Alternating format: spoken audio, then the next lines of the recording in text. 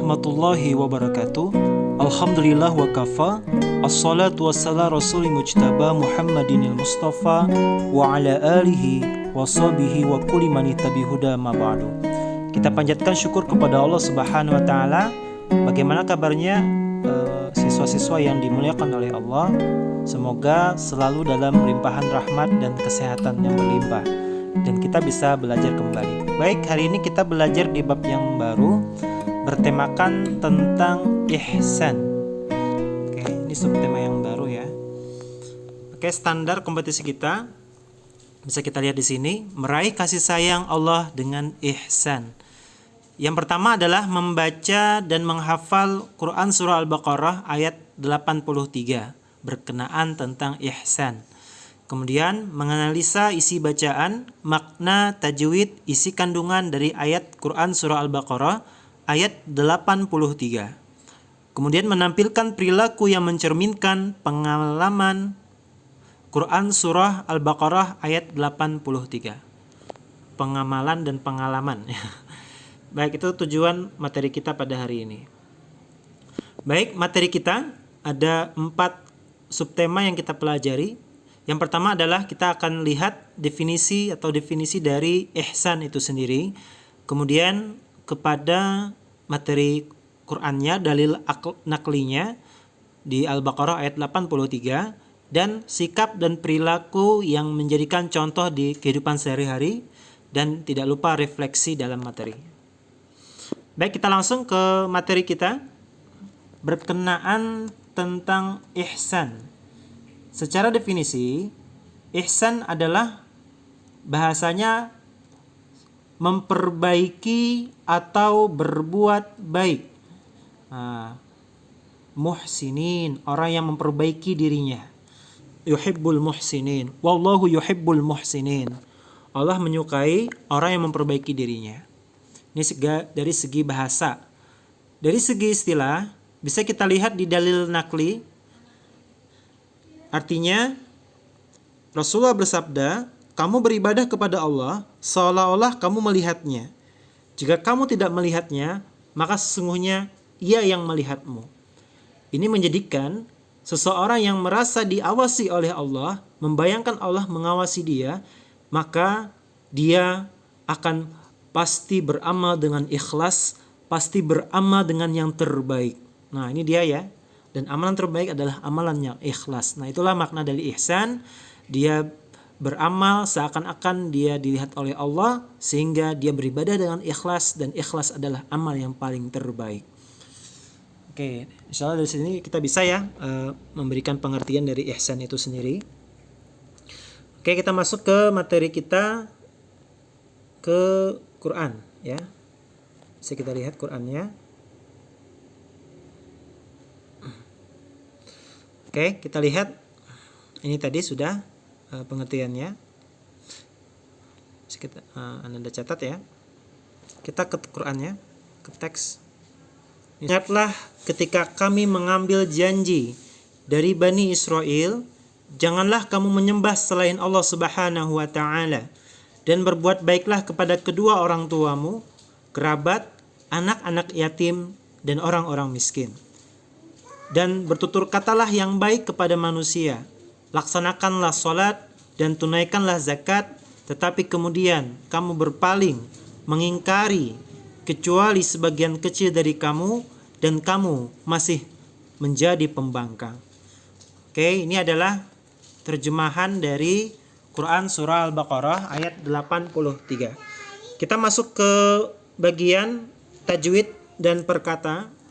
Anda sekalian yang dimuliakan oleh Allah, di sini kita bisa lihat hukum bacaan yang terbaru ya, yang baru bisa kita baca. Di situ ada kalimat Israil. Oke. Hukum bacaannya itu adalah mad wajib muttasil.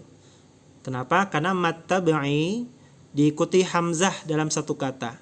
Jadi dia Israil itu satu kata, ada madnya dan ada hamzahnya, maka dibaca mad wajib muttasil. Berikutnya ada wabil walidaini. Ini namanya mad layyin. Karena fathah diikuti huruf ya sukun, dain. Oke, dibacanya panjang ya. Kemudian berikutnya ihsana. Oke, itu kalau diwakafkan maka menghasilkan mad iwad. Apa itu? Yang asalnya tanwin dibacanya tanwin ihsanan. Lalu karena diwakafkan maka tanwin fathah dibaca wakaf. Dibacanya panjang ya, jadi mad. Berikutnya qalilam. Oke, qalilam minkum. Di sini ada dua hukum bacaan. Ada idgham bi gunnah karena tanwin diikuti huruf mim. Minkum, oke, ikhfa atau samar ya. Nun sukun diikuti huruf kaf. Kemudian yang terakhir masih ada yang tadi ya, wa antum itu ikhfa juga. Berikutnya yang terakhir mu'ridun. Oke, ini bacanya mad arid lis sukun. Mad tabai dibaca waqaf. Bisa beberapa harokat ya, baik. Oke, itu bacaan. Silakan nanti Anda juga cari nanti sebagai ada penugasan ya. Untuk kosakata yang pertama bisa kita lihat. Yang bisa akhadna itu, dan kami mengambil, akhadna kami mengambil, misaqa itu janji yang besar. Kalau di Quran itu ada namanya misaqon golizo ya, ada pernikahan, janjinya orang Israel, Bani Israel di atas bukit Tursina ya, Sinai. Nah itu, dan para nabi ya, itu janji yang amat besar nih, misaqa, janji yang amat besar. Kemudian la ta'buduna, kamu tidak menyembah.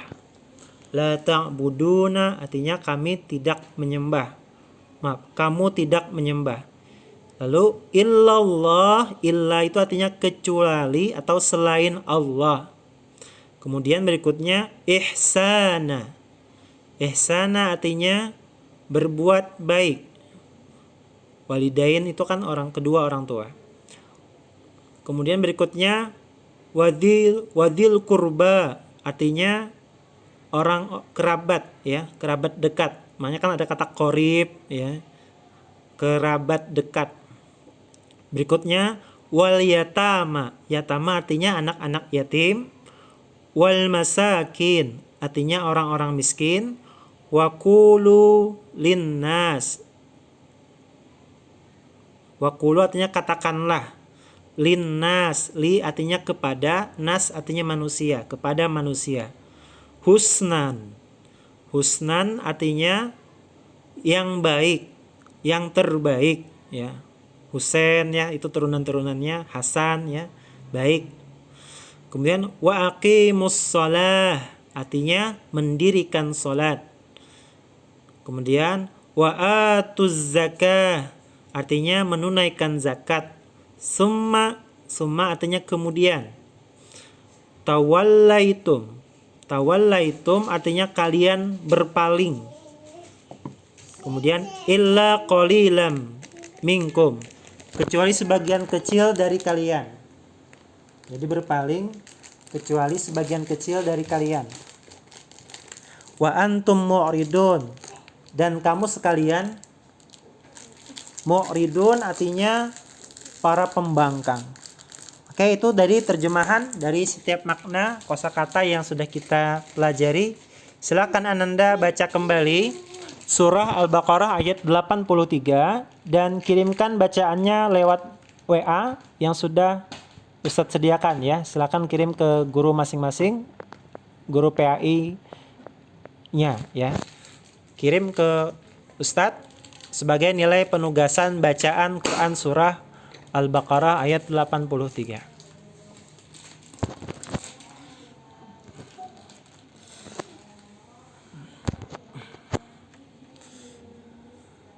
Baik.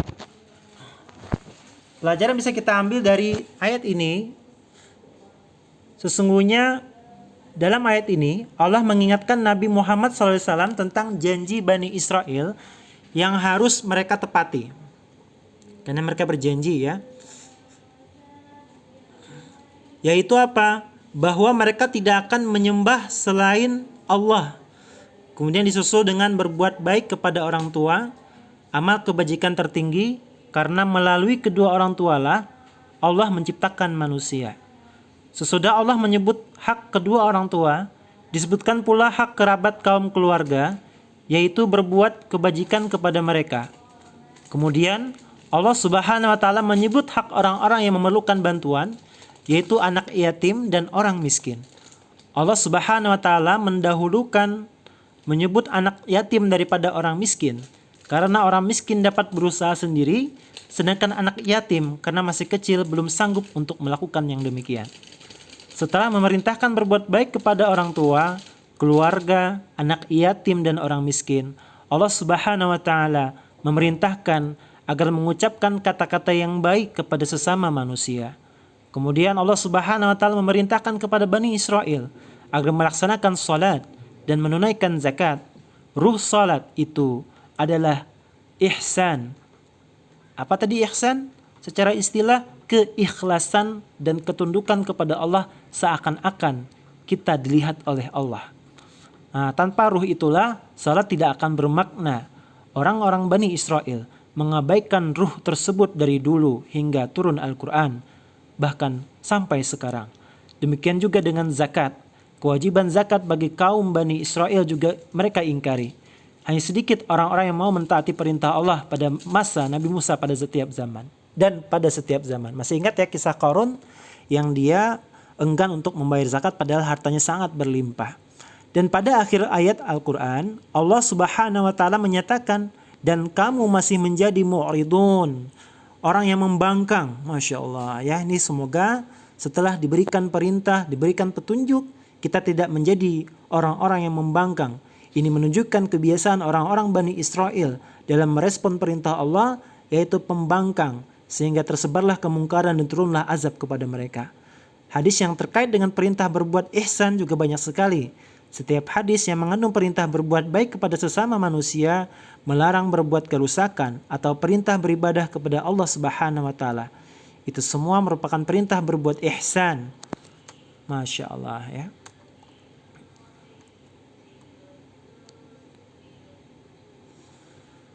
Nah, perintah berbuat ihsan juga, oke, lanjut. Baik, ruang lingkup ihsan. Apa saja ruang lingkup dari perbuatan ihsan? Ruang lingkup yang pertama, ihsan kepada Allah Subhanahu wa taala. Ruang lingkup yang kedua, ihsan kepada manusia. Ruang lingkup yang ketiga, ihsan kepada alam.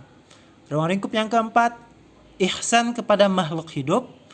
Ruang lingkup yang terakhir, ihsan kepada diri sendiri. Kita masuk kepada ihsan kepada Allah. Ruang lingkup yang pertama, ihsan kepada Allah. Sebagaimana definisi dari ihsan tadi yang dijabarkan oleh Rasulullah SAW melalui hadisnya. Yang pertama adalah beribadah kepada Allah seakan-akan melihatnya. Oke, ini menunjukkan bahwa ketika kita merasa melihat Allah, maka kita akan berbuat seikhlas-ikhlasnya. Ada yang memantau ya. Yang kedua, kalau tidak bisa, maka beribadah dengan penuh keyakinan bahwa Allah melihat kita.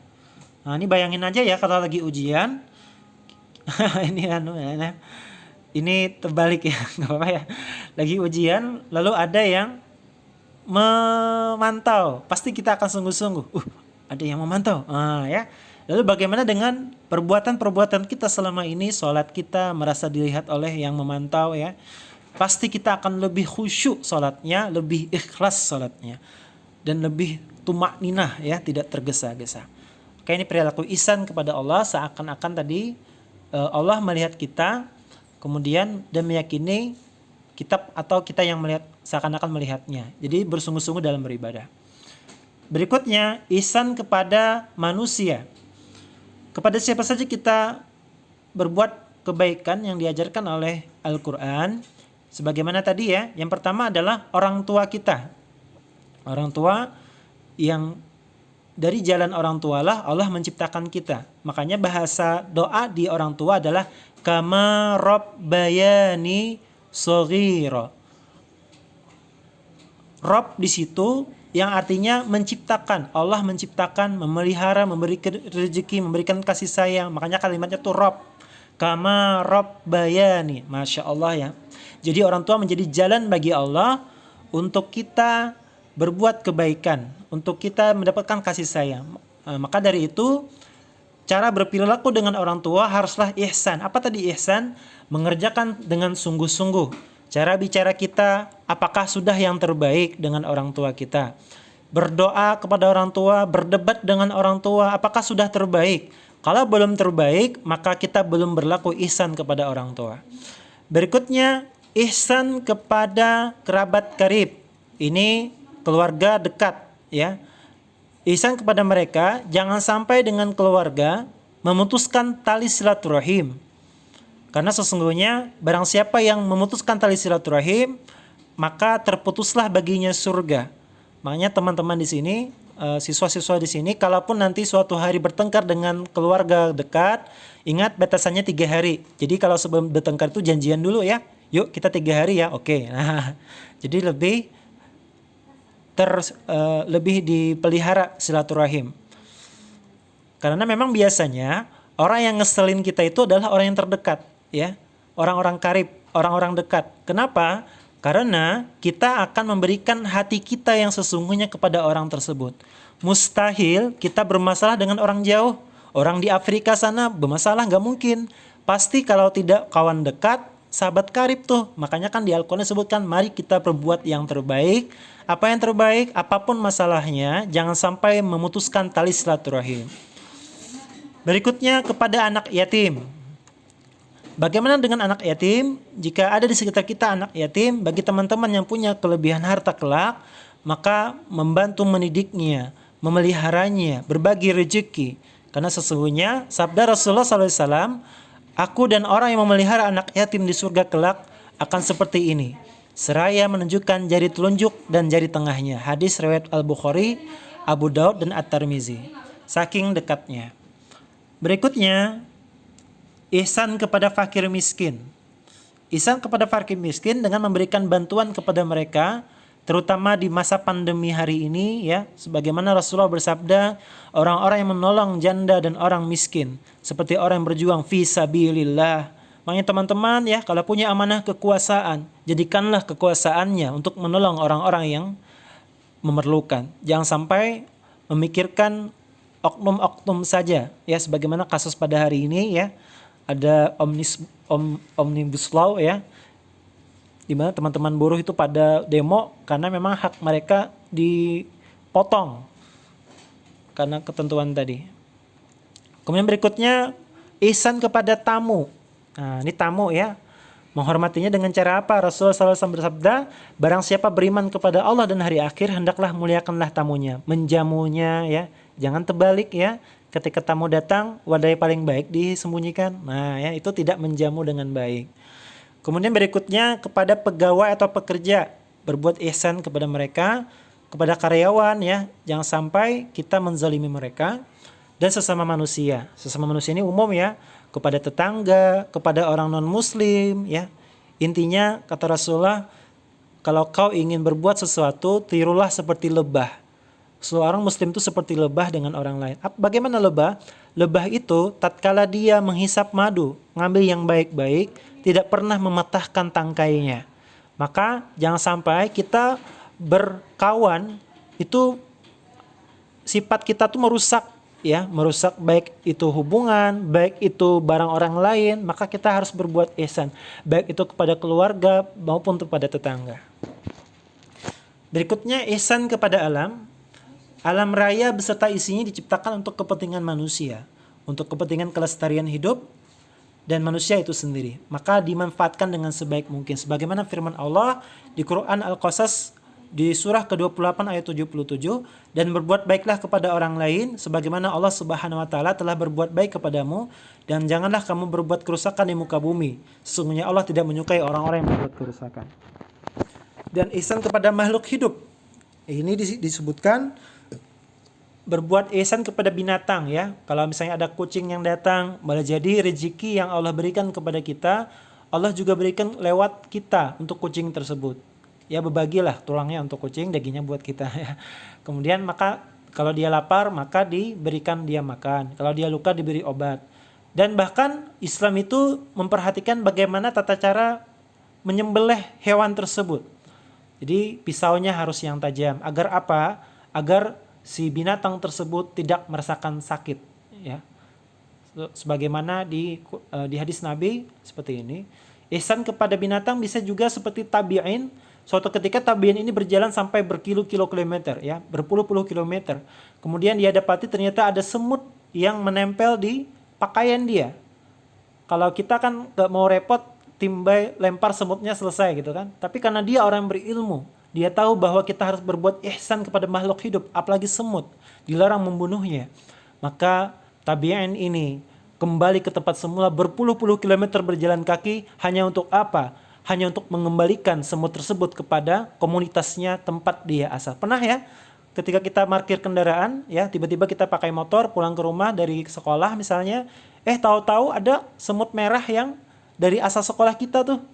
Nah, kalau kita tidak berbuat ihsan, maka kita biarkan aja tuh. Tapi kalau kita berbuat ihsan, maka kita akan berinisiatif untuk mengembalikan semut tersebut. Karena bagaimanapun juga, semut itu akan berkomunikasi dengan komunitas-komunitasnya masing-masing.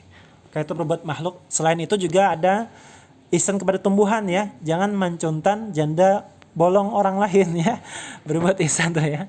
Ini sudah dengan manusia, dengan tumbuhan lagi tidak minta izin ya. Baik, lanjut. Dan yang terakhir, ihsan kepada diri sendiri. Ada 3 komponen di sini. Yang pertama, tidak menzalimi diri sendiri. Di Quran surah Al-Baqarah ayat ini dia ya. Oke, 195. Bila tahlukah ini ya, baik. Yang kedua, memberikan hak tubuh. Jangan sampai kita, terutama pandemi ini, suka begadang ya. Kemudian makan yang halal dan thayyib. Quran surah Al-Baqarah ayat 168 sesuai dengan tuntunan syariat. Dan terakhir, menggunakan tubuh untuk ibadah. Lawan darinya adalah maksiat. Oke, ini dari kita, insyaallah kita langsung penugasan saja. Penugasan kita buat untuklah kelompok bersama teman satu kelompok, boleh bekerja sama. Silakan mungkin bikin grup WA bersama ya. Terdiri dari 4 sampai 5 orang kalau misalnya ganjil. Masing-masing kelompok menyediakan Al-Quran. Kemudian silakan murajaah masing-masing bersama, bergantian pada kelompoknya. Bisa menggunakan voice note ya, direkam lalu dikirim ke grup, lalu teman-teman itu mengoreksi bacaan teman yang lain. Kemudian carilah hukum bacaan, cara membaca dan alasan sebagaimana yang Ustaz sampaikan tadi. Ini sudah Ustaz berikan gambaran. Oke, garis ya, silakan dicatat kembali. Salin nomor 1 itu lafalnya, tulis di lafal. Kemudian hukum bacaannya apa? Mat misalnya ya, mat tabi'i misalnya, alasannya apa? Fathah bertemu ini misalnya. Dan seterusnya. Itu ada 10 ya, silakan. Kalau ada misalnya lebih daripada ini, Ustaz, saya lihat sesuatu yang lebihan, ada lagi hukum bacaan, silakan, nanti dapat nilai plus bagi yang melebihkan. Nah, kemudian berikutnya adalah silakan cari makna mufradatnya, kata-katanya. Oke, boleh melihat terjemahan Al-Quran.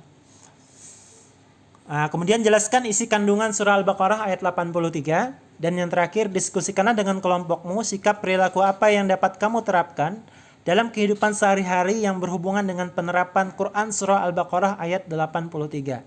Bisa nanti dicontoh di ruang lingkup yang tadi, tapi selain itu, cari selain apa yang sudah Ustadz sampaikan. Selain itu, cari. Ya, oke, baik. Sekian dari Ustadz. Kita refleksi dulu sebelum memulai, sebelum Anda mengerjakan, kita lihat video berikut ini.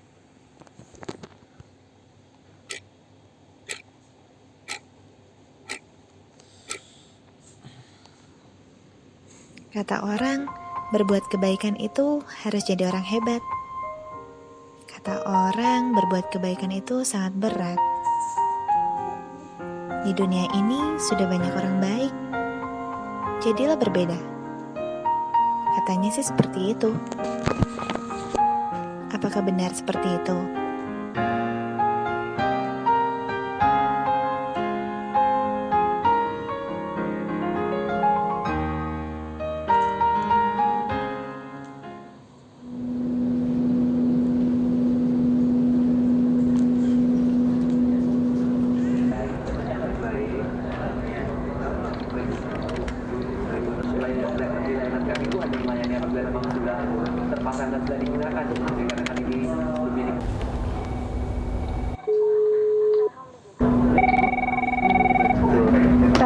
Digital Solution, selamat sore. Dengan apa bisa dibantu? Halo, Iya, mohon maaf sebelumnya dengan Ibu siapa saya berbicara? saya Ocha. Ibu Ocha ya, baik. Ibu Ocha ada yang bisa kami bantu? Ya, internet saya kendala.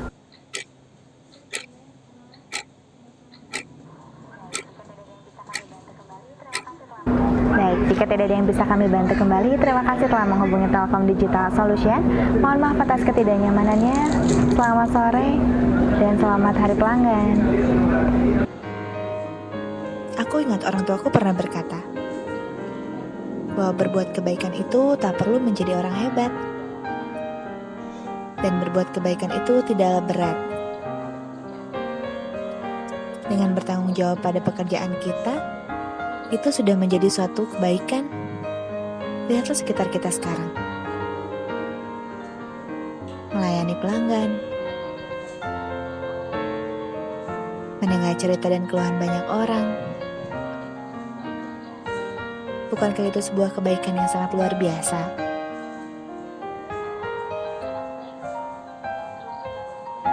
Yang terpenting, teruslah berbuat kebaikan, memberikan senyuman, melayani dengan ramah, mendengarkan dengan baik, serta melayani pelanggan dengan sigap dan profesional. Karena kebaikan itu ada di sekitar kita.